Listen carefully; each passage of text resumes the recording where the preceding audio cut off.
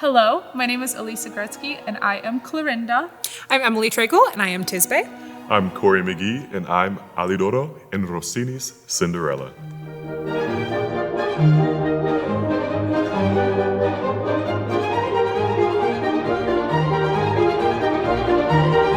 When I got this role, it was like kind of the opposite of a challenge for me because I am probably the most exaggerated person that exists. So I really just kind of have to like play into the chaos that is me and just kind of go absolutely haywire on stage. And it's been exactly as crazy as it sounds.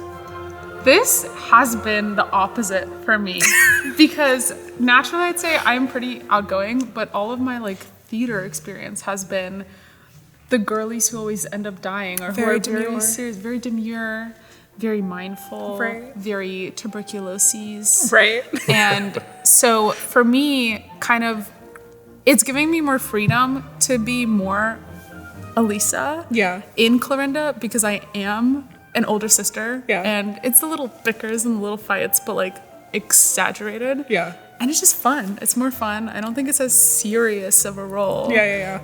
My favorite scene is the sextet, which I'm not even a part of. I wish, because all the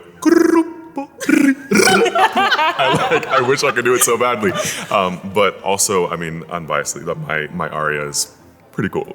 Your art pretty is cool. awesome. It's pretty good. It's pretty good. Yeah. I'd say mine is, this is like such a cop-out answer, but non più mesta because like it was my first hyperfixation like piece of opera ever. I remember being 15 years old listening to Cecilia Bartoli's recording of Non più mesta over and over and over again. Like it was the only piece of music I had on my phone when I went on airplanes, and I just listened to it like over and over again because like how does anyone sing like that?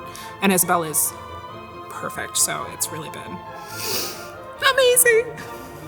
I really like the opening scene just because the introduction of the characters is always so chaotic to me. Like, obviously the first thing when you look at me is think that I'm an amazing ballerina. Of course. And so that's just funny to me. I also love the sextet in Act 2. It's chaotic with precise organization. And it's one of the hardest things I've learned, but it's also just so pleasant to hear. It just builds and builds. I feel like that description could be used for the entire opera, though. Yeah, like, that's so true. It's like the hardest thing I've ever done. It's chaotic and so good. But yeah, it's fun. I like the whole thing. Alidoro, by nature, is a philosopher. He represents power, balance, some magic, because in this in this opera, there is no fairy godmother. Alidoro represents the enigma that puts his hands in everything and makes sure that the plot, Cinderella happens. The first scene, he's seen as a beggar asking for money. And so he's coming from the prince. He knows that the prince is looking for a suitor. And he's trying to get rid of the levels of status and everything, just coming as a beggar. Who's going to help him? The stepsisters immediately are like, ew, get away, get away, get away. And Cinderella's like, take this, it's not much, it's coffee, it's bread, but have this. And from there, he immediately knows this is who's deserving of the prince's love, because regardless of social boundaries, she's a good person. As a kid growing up, Cinderella was my favorite movie. I dressed up as Cinderella for like a whole year. I'm serious.